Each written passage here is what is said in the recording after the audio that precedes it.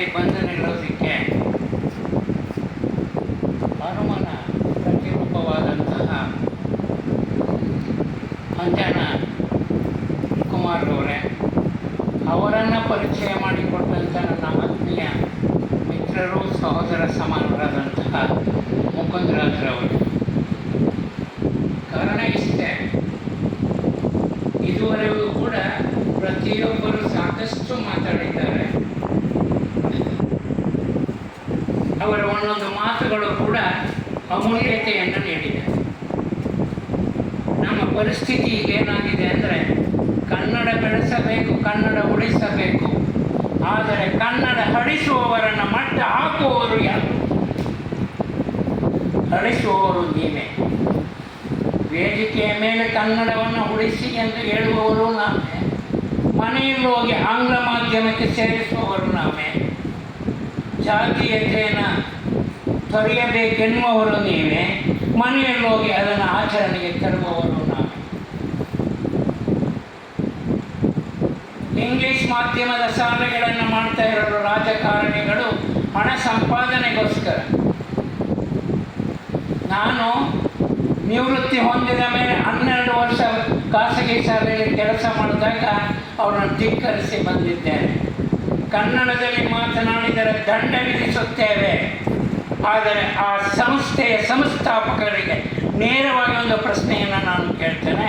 ನೀವು ನಿನ್ನ ಮನೆಯಲ್ಲಿ ನಿನ್ನ ಅಜ್ಜಿ ಅಜ್ಜ ವಂಶಜರನ್ನೆಲ್ಲ ನೀವು ಆಂಗ್ಲ ಭಾಷೆಯಲ್ಲೇ ಮಾತನಾಡಿದ್ರ? ಹುಟ್ಟಿದಾಗ ನೀವು ಮಮ್ಮಿಯಂತಹ ಶವ ಪೆಟ್ಟಿಗೆ ಹೆಸರನ್ನು ಈಜಿಪ್ಟಿನಲ್ಲಿ ಕರೆದ್ರ, ಇಲ್ಲ ಕರುಳಿನ ಬಳ್ಳಿಯಲ್ಲಿ ಹಂಚಿಕೊಂಡು ಅಮ್ಮ ಎಂಬ ಶಬ್ದವನ್ನು ಕರೆದ್ರ? ಇನ್ನು ಆಂಗ್ಲ ಭಾಷೆಯ ಪಪ್ಪ ಗಂಟಲಿನಿಂದ ಅಷ್ಟೇ, ಅಪ್ಪ ಹೃದಯದಿಂದ ಸ್ಪಂದಿಸುತ್ತೆ, ಮಮ್ಮಿ ಕರುಳಿನಿಂದ ನಾಭಿಯಿಂದ ಬರುತ್ತೆ. ನಮ್ಮ ಗೋವುಗಳನ್ನು ಯಾವುದೇ ಪ್ರದೇಶಕ್ಕೆ ತಗೊಂಡೋದ್ರೆ ಅದು ಇಂಗ್ಲೀಷ್ ಮಾತಾಡೋದಿಲ್ಲ, ಅಮ್ಮ ಅಂಬ ಅಂತಾನೆ ಕರೆಯುತ್ತೆ ಹೊರತು ಅಲ್ಲಿ ಇಂಗ್ಲೀಷ್ನಲ್ಲಿ ಹೋಗಿದ್ದೇವೆ ಅಂತ ಮಾತಾಡೋದಿಲ್ಲ. ದಿನನಿತ್ಯ ಮೂಲೆ ಗುಂಪು ಆಗ್ತಾ ಇದ್ದಾರೆ ಕೆಲವು ಕವಿಗಳು, ವೇದಿಕೆಗಳು. ಬರೀ ಸಾಹಿತ್ಯ ಪರಿಷತ್ತಿನಿಂದಲೇ ಸಾಧ್ಯವಿಲ್ಲ. ಇವತ್ತು ಇದೇ ಮೂಲಕ ಹೇಳ್ತೇನೆ, ಸಾಹಿತ್ಯ ಪರಿಷತ್ತು ತುಮಕೂರು, ಮೈಸೂರು ಕೆಲವು ಕಡೆ ನಡೀತಾ ಇದೆ. ನಮ್ಮ ಚಾಮರಾಜನಗರ ಜಿಲ್ಲೆಯಲ್ಲಿ ಜೀವಂತ ಶವವಾಗಿದೆ. ನಾನು ಮುಕುಂದರು ಎಷ್ಟೋ ನೋವುಗಳನ್ನು ಅನುಭವಿಸಿ ಚಾಮರಾಜನಗರ ಜಿಲ್ಲೆಯಲ್ಲಿ, ಕೊನೆಗೆ ನಾವೇ ಯಾಕೆ ಬೇರೆಯವರೇ ಸಹಕಾರವನ್ನು ನೀಡಿತ ಬೆಳೆಸಬಾರದು ಅಂತ ಹೇಳಿ ನಾನು ಮೈಸೂರಿಗೆ ನಗರದಿಂದ ಬಂದ ಮೇಲೆ ಶ್ರೀಗಂಧ ಸಾಹಿತ್ಯ ಕಲಾ ಬಳಗವನ್ನು ಹುಟ್ಟು ಹಾಕಿದೆ.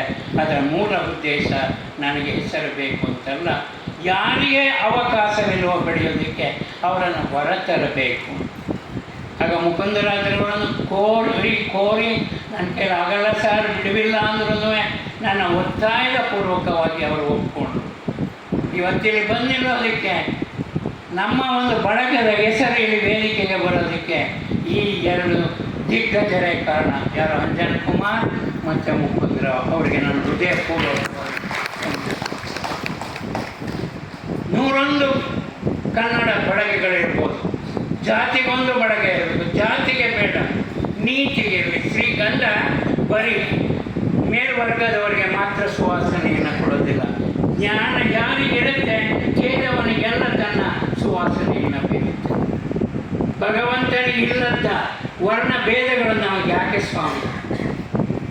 ದಾರಿಯಲ್ಲಿ ಬಿದ್ದಾಗ ನಮ್ಮನ್ನು ಎತ್ತಿ ಯಾರೋ ತೆಗೆದುಕೊಂಡು ಹೋದಾಗ ನೀನು ಯಾವ ಜಾತಿ ಅಂತ ಕೇಳೋದಿಲ್ಲ, ರಕ್ತ ಬೇಕು ಅಂತ ಕೇಳುವಾಗ ಯಾವ ವರ್ಗದ ರಕ್ತ ಅಂತ ಕೇಳಲ್ಲ, ಯಾವ ಮಡಿವಂತಿಕೆಯನ್ನು ನಾವು ಕೇಳೋದಿಲ್ಲ. ಅಲ್ಲಿ ಕೇಳೋದು ಒಂದೇ, ಜೀವ ಉಳಿಸು, ಹೃದಯವನ್ನು ತಣಿಸು. ಇದು ಸರ್ ನೀವು ಹಾಗೆ ನಡ್ಕೋತೀರಾ? ಮುಕುಂದರಾಜ್ರವ್ರಿಗೆ ಗೊತ್ತು, ನಮ್ಮ ಆತ್ಮೀಯರಿಗೆ ಗೊತ್ತು. ನನ್ನ ಮನೆಯಲ್ಲಿ ಕೊನೆಯ ವರ್ಗ ಯಾವುದಿದೆ, ಊರನ್ನು ಸ್ವಚ್ಛತೆಗೊಳಿಸುತ್ತೆ, ಅವರಿಗೆ ಊಟ ಹಾಕ್ತೀವಿ ಮನೆಗೆ ಕರೆದು. ಮನೆ ನಮ್ಮ ತಟ್ಟೆಯಿಲ್ಲ. ಕಾರಣ ಇಷ್ಟೇ, ನನ್ನಲ್ಲಿ ಅತ್ಯಂತ ಶ್ರೇಷ್ಠ ಜಾತಿ ನಮಗೆಲ್ಲ ಸ್ವಚ್ಛತೆಯನ್ನು ಮಾಡುವ ಮೊದಲ ಜಾತಿ. ಯಾರನ್ನ ನೀವು ಜಾಡಮಾಲಿಗಳು ಅಂತ ಕರಿತೀರೋ ಅವ್ರು ಒಂದು ದಿನ ನಿಲ್ಲಿಸಿಬಿಟ್ರೆ ನೀವು ಬದುಕಲಿಕ್ಕೆ ಸಾಧ್ಯ ಇದೆ. ಊರಿನ ಸ್ವಚ್ಛತೆಯನ್ನು, ನಿಮ್ಮ ಮಕ್ಕಳ ಏಸಿಗೆಯನ್ನು ತೆಗೆಯೋದಕ್ಕೆ ನೀವೇ ಮುಗಿನ ಮೇಲೆ ಕೈ ಇಟ್ಕೊಳ್ತೀರ. ಇಡೀ ಊರನ್ನು ಸ್ವಚ್ಛ ಮಾಡುವಂಥ ಶ್ರೇಷ್ಠ ಜನ. ಪ್ರವಾಹ ಬಂದು ನೀರು ತುಂಬಿಕೊಂಡು ಅಯ್ಯೋ ಏಸಿಗೆ ತುಂಬಿದೆ ಅಂತ ಬಾಯಿ ಕೊಟ್ಕೊಳ್ತೀರ. ಮೊದಲು ಯಾರಿಗೆ ಗೌರವ ಕೊಡಬೇಕು? ದೇವರು ಆತನಿಗೆ ಸಲ್ಲಿಸೋದು. ಅದೇ ಏಸಿಗೆಯಲ್ಲಿ ಬೆಳೆದ ಆಹಾರ ಪದಾರ್ಥ ನಾವು ತಿಂತೇವೆ. ಆ ಧಾನ್ಯಗಳು ಯಾರು ಬೆಳೆದ್ರು ಅಂತ ನಿಮ್ಗೆ ಯಾರಿಗಾರು ಗೊತ್ತಿದೆಯಾ? ಚಾಕ್ಲೇಟ್ ಯಾರು ತಯಾರಿಸಿದ್ರು ಅಂತ ಗೊತ್ತಿದೆಯಾ? ಯಾತಕ್ಕೆ ಇದನ್ನು ನೊಂದು ನುಡಿತಾನೆ ಅಂದರೆ, ನಾನು ಕೂಡ ಹಿಂದುಳಿದ ವರ್ಗದಲ್ಲಿ ಹುಟ್ಟಿ ನಾನು ಹಲವಾರು ಜನರಿಂದ ನೋವನ್ನು ತಿಂದು ಕೊನೆಗೆ ಸೆಟಲು ನಿಂತು ಮಾತನಾಡ್ತಿದ್ದೆ. ನನ್ನದು ನೇರವಾದ ಮಾತು. ಯಾರು ನೊಂದುಕೊಂಡರು ಚಿಂತೆ, ತಪ್ಪಿಲ್ಲದೆ ಮಾತನಾಡುತ್ತೇವೆ. ತಪ್ಪಾಗುವವರ ಬಗ್ಗೆ ಒಪ್ಪುವುದು ಬಿಡುವುದು ಅವನ ಇಚ್ಛೆ. ಬಸವಣ್ಣನವರು ಹೇಳಿದರು ನಿಜ. ಪಾಲಿಸಿದವರು ಯಾರು? ಪಾಲಿಸುತ್ತಿರುವವರು ಯಾರು? ಕನಕದಾಸರು ಹೇಳಿದರು, ಕುಲವೆಂದು ನಿಮ್ಮ ನೆಲೆ ಏನಾದರೂ ಬರಲಿಲ್ಲ. ಅವರಾದರೂ ನೀವು ಕುಲವನ್ನು ಮತ್ತೆ ಮತ್ತೆ ಕೇಳ್ತಾ ಇದ್ದೀರಿ ಸ್ವಾಮಿ. ಪ್ರತಿ ಒಂದು ಜನಾಂಗದಲ್ಲಿ ಉಪಜನಾಂಗ ಒಬ್ಬರಿಂದ ಒಬ್ಬರ ಕೀಳು, ಒಬ್ಬರನ್ನು ಕೀಳು. ಯಾರು ನಿಜವಾದ ಶ್ರೇಷ್ಠ ವ್ಯಕ್ತಿ? ಮನುಷ್ಯನನ್ನಾಗಿ ಕಂಡು ಹಸಿದವನಿಗೆ ತಾನು ಉಣಬಡಿಸುವ ಅನ್ನವನ್ನು ಹಂಚುವನು, ಬರೀ ಮೈಯಲ್ಲಿ ತಿರುವವನ, ತನ್ನ ಬಟ್ಟೆಯನ್ನು ಕೊಡುವವನು, ತನ್ನ ಜಾಗದಲ್ಲಿ ಒಂದಿಷ್ಟು ಗುಡಿಸಲನ್ನು ಹಾಕ್ಕೊಳ್ಳೋದಕ್ಕೆ ವಾಸ ಕೊಡತಕ್ಕಂಥವನು ಮಾತ್ರ ಸರ್ವಶ್ರೇಷ್ಠ ವ್ಯಕ್ತಿ. ಇನ್ನೆಲ್ಲರೂ ನಿಕೃಷ್ಟ. ಆಂಗ್ಲ ಭಾಷೆ ಶಾಲೆಗೆ ಸೇರಿಸ್ತಾ ಇದ್ದೀರಲ್ಲ, ಕನ್ನಡದಲ್ಲಿ ಒಂದು ಪತ್ರ ಬರೆಯುವ ಯೋಗ್ಯತೆ ಆಂಗ್ಲ ಭಾಷೆಯಲ್ಲಿ ಓದುವವರಿಗೆ. ಕನ್ನಡ ಗೊತ್ತಿಲ್ಲ, I don't know. What you know? ಜಾತಿ ಹುಟ್ಟಿದೆ ನೀನು.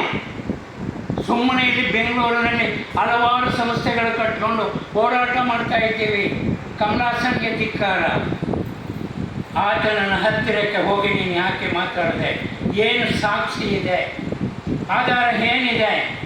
ಕನ್ನಡದ ಮೂಲ ಯಾವುದು? ದ್ರಾವಿಡ ಭಾಷೆಗಳಲ್ಲಿ ಮೊದಲನೆಯದು ಗ್ರೀಕ್ ಭಾಷೆ, ಅದರ ನಂತರ ಬಂದದ್ದೇ ಸಂಸ್ಕೃತ, ನಂತರ ಬಂದ ಬ್ರಾಹ್ಮಿ ಭಾಷೆ.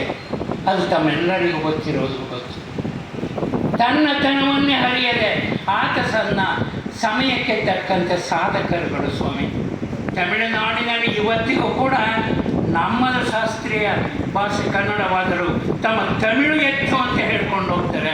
ಕೇಂದ್ರ ಸರ್ಕಾರದವರು ಯಾತಕ್ಕೋಸ್ಕರ ಎಲ್ಲ ಸೌಲಭ್ಯಗಳನ್ನು ತಮಿಳುನಾಡಿನವರು ಕೊಡ್ತಾರೆ. ಪ್ರತಿಯೊಂದು ಆದ್ಯತೆಗಳನ್ನು ತಮಿಳರಿಗೆ ಕೊಡ್ತಾರೆ.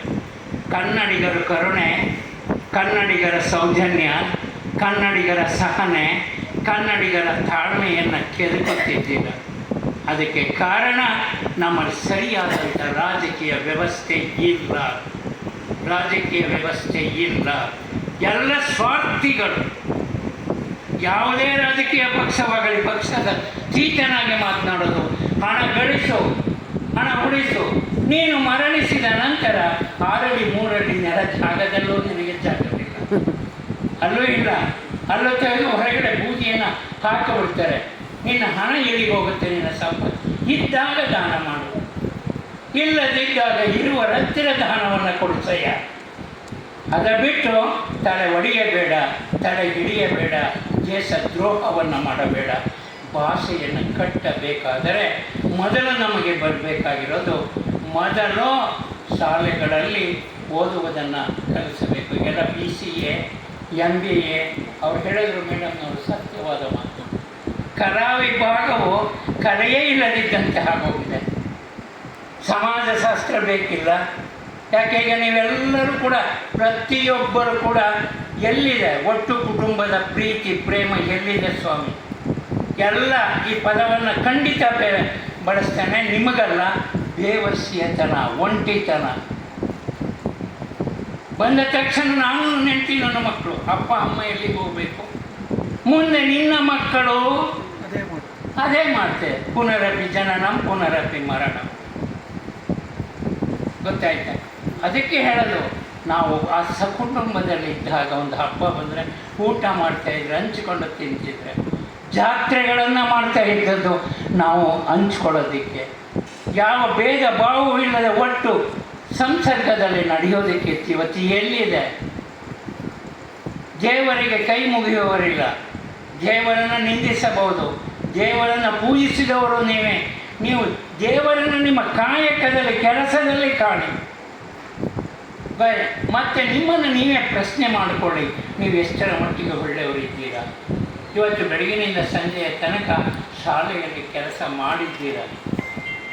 ಯಾಕೆ ನಾನು ಒಬ್ಬ ನಿವೃತ್ತ ಪ್ರಾಂಶುಪಾಲ. ಅವತ್ತಿನ ಇದಕ್ಕೂ ಇವತ್ತಿಗೂ ಯಾರೋ ಮಾಡಿದ ನೋಟ್ಸನ್ನು ತೆಗೆದು ಅವ್ರು ಹೇಳ್ದಂಗೆ ಮೊಬೈಲ್ನಲ್ಲೇ ಹಾಕಿಬಿಡ್ತಾರೆ. ಅವು ಬಂದು ಮನೆಯಲ್ಲಿ ಅಮ್ಮ ಇಷ್ಟೊಂದು ನೋಟ್ಸ್ ಕೊಟ್ಟಿದ್ದಾರೆ, ಅದನ್ನು ಬರಬೇಕು, ಅದು ತಪ್ಪಿದೆಯೋ ಸರಿ ಇದೆಯೋ ಏನಿದೆ ಹೇಳೋರಿಲ್ಲ. ಸಿಕ್ಕದಾಗೆ ಗೊತ್ತಾಯ್ತಾ? ಪ್ರಾಜೆಕ್ಟ್ ವರ್ಕು ಜೆರಾಕ್ಸ್ನವರನ್ನು ಮುಂದೋದಕ್ಕೆ. ಪ್ರಾಜೆಕ್ಟ್ ವರ್ಕನ್ನು ಯಾವ ಶಿಕ್ಷಕರು ಎದೆ ಮುಟ್ಟಿ ಹೇಳಿ ಪೂರ್ಣ ಪ್ರಮಾಣದಲ್ಲಿ ಅದನ್ನು ಪರಿಶೀಲಿಸುವವರು ಬೆರಳೆಣಿಕೆಯಷ್ಟೇ ಮಾತ್ರ ಹೊರತು ಉಳಿದವರೆಲ್ಲ ರೈಟ್ ಸಿಗ್ನೇಚರ್. ಒತ್ತು ದೀರ್ಘವನ್ನು ಒತ್ತೆಲ್ಲದಲ್ಲಿ ನೋಡುವವರು ಎಷ್ಟು ಬೇಡ, ನೀವು ಅಷ್ಟೊಂದು ಕೊಡಬೇಡಿ. ಸರ್ಕಾರಕ್ಕೆ ಬುದ್ಧಿ ಇಲ್ಲ. ಹೇಳೋದಾದರೆ ಶಿಕ್ಷಣ ಮಂತ್ರಿ ಆಗುವವನಿಗೆ ಯಾವ ಮಟ್ಟದ ಶಿಕ್ಷಣ ತಜ್ಞನಾಗಿದ್ದಾನೆ ಅಂತ ಯೋಚನೆ ಮಾಡಿ ಕೊಟ್ಟಾಗ ಮಾತ್ರ ನಮ್ಮ ಶಿಕ್ಷಣ ಉಳಿಯುತ್ತೆ. ಕನ್ನಡ ಸಂಸ್ಕೃತಿ ಇಲಾಖೆಯಲ್ಲಿ ಕನ್ನಡದ ಬಗ್ಗೆ ಎಷ್ಟು ಕಾಳಜಿ ಇದೆ ಅನ್ನುವಂಥ ವ್ಯಕ್ತಿಗೆ ಕೊಡಬೇಕೇ ಹೊರತು ಯಾರಿಗೋ ಕೊಡೋದು. ಈಗ ನಾವೇನಾದರೂ ಒಬ್ಬರು ಸಾಹಿತ್ಯ ಪರಿಷತ್ತಿನಲ್ಲಿ ಅಧ್ಯಕ್ಷರಾಗಬೇಕಾ, ಒಂದು ಪುಸ್ತಕ ಬಿಡುಗಡೆ ಆಗಿದೆಯಾ ಅಂತ ಹಳೆಯ ವ್ಯಕ್ತಿಯನ್ನು ಗುರುತಿಸ್ತೀರ. ಸಾಹಿತ್ಯ ಪರಿಷತ್ತಿನ ರಾಜ್ಯ ಅಧ್ಯಕ್ಷರಾಗಿರೋರು ಎಷ್ಟೋ ಜನ ಏನನ್ನೂ ಮಾಡಿಲ್ಲ. ಅಂಥವರನ್ನು ಕೊಟ್ಟು ಕನ್ನಡವನ್ನು ಉಳಿಸಿ ಅಂದರೆ, ನಮ್ಮ ಬೆಂಗಳೂರಿನಲ್ಲಿ ಯಾವ ಕಡೆ ಹೋದರೆ, ಅರಸೂರು ಹೋದರೆ ಕನ್ನಡವೇ ಬರಲ್ಲ, ಶ್ರೀರಾಮ್ಪುರ ಕನ್ನಡ ಇಲ್ಲ, ತುಮಕೂರಿನ ಭಾಗಗಳಲ್ಲಿ ಹೋದರೆ ಸಾಕಷ್ಟು ಕೂಡ ನಾವು ಕಾಣತಕ್ಕಂಥದ್ದು ತೆಲುಗು. ಪಾವಗಡ ತೋಡಿ ಜಾತಿಗೆ ಇದನ್ನು ಹೇಳ್ತೇನೆ ಅಂದರೆ, ಇದು ನನ್ನ ತಂದೆಗೆ ಅನ್ನ ಕೊಟ್ಟ ಭೂಮಿ. ಗುಬ್ಬಿ ಕಂಪನಿಯಲ್ಲಿ ನನ್ನ ತಂದೆ ಇದ್ದರು, ಅವರು ಕಲಾವಿದರು. ಎರಡನೇದು ಅವರು ಮತ್ತೆ ಫ್ಯಾಕ್ಟ್ರಿಯಲ್ಲಿ ಕೆಲಸಕ್ಕಿದ್ದಾಗ ನಾನು PUC ಕಲಿತಿದ್ದಕ್ಕೆ ಇಲ್ಲಿ. ಇದು ಕಲಾವಿದರ ನಾಡು, ಕಲೆಯ ತವರೂರು, ತಾಳ್ಮೆಯ ಜನ, ಸೌಜನ್ಯದ ಜನ ನಮ್ಮ ತುಮಕೂರು, ನಮ್ಮ ತುಮಕೂರಿನ ಸುತ್ತಲ ಜನ. ಅದಕ್ಕೆ ಸಮಯ ಅವಕಾಶ ಕಡಿಮೆ ಇದೆ, ಹೆಚ್ಚು ಮಾತನಾಡೋದಕ್ಕೆ ಸಮಯ ತೆಗೆದುಕೊಂಡೋದಕ್ಕೆ ಕ್ಷಮೆಯನ್ನು ಕೋರ್ತೇನೆ. ನನ್ನ ಮಾತಿನಲ್ಲಿ ಏನಾದರೂ ತಪ್ಪಿದ್ದರೆ ಹಣ್ಣಿನ ಸಿಪ್ಪೆ ಅಂತ ಆಚೆಗೆ ಸೇರಿ, ಒಳ್ಳೆಯದಿದ್ದರೆ ಹಣ್ಣನ್ನು ಸ್ವೀಕರಿಸಿ. ನೀವು ಎಸೆದ ಸಿಪ್ಪೆ ವ್ಯರ್ಥವಾಗೋದಿಲ್ಲ. ಆಚೆ ಒಂದು ಹಸು ಕಾಯ್ಕೊಂಡಿದೆ, ಅದು ತಿಂದು ಮತ್ತೆ ನಿಮಗೆ ಹಾಲನ್ನು ರೂಪದಲ್ಲಿ ನಿಮಗೆ ಉಣಿಸುತ್ತೆ ಅಂತ ಹೇಳಿ ಅವಕಾಶ ಕೊಟ್ಟಂತಹ ಅಂಜನ್ ಕುಮಾರ್ ಮತ್ತು ಅವರ ಪದಾಧಿಕಾರಿಗಳಿಗೂ ಮತ್ತು ಮುಕುಂದರಾಜ್ ಮತ್ತು ಇತರರಿಗೂ, ಮುಂದಿನ ಸಾಹಿತ್ಯಾಸಕ್ತರುಗಳಿಗೂ ಮತ್ತು ನನ್ನ ಕೊರತವನ್ನು ಕೇಳಿದಂಥ ನಿಮ್ಮೆಲ್ಲರಿಗೂ ವಂದಿಸಿ ನನ್ನ ಮಾತನ್ನು ಮುಗಿಸ್ತೇನೆ. ಜೈ ಹಿಂದ್, ಜೈ ಕರ್ನಾಟಕ.